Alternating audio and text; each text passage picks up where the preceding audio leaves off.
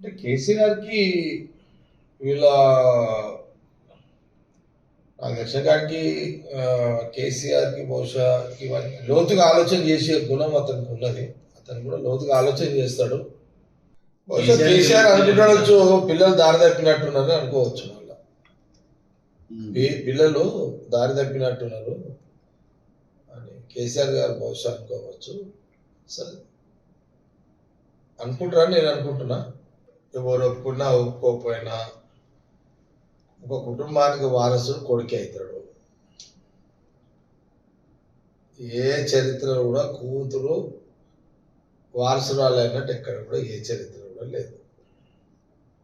ఏ చరిత్రలో తీసుకున్నా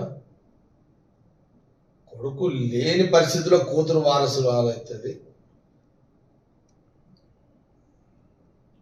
కాల నిర్ణయంలో కానీ ఎక్కడ కూడా జనరల్గా మన చరిత్రలో చూస్తే ఎక్కడ కూడా కొడుకే వారసుడు అవుతాడు.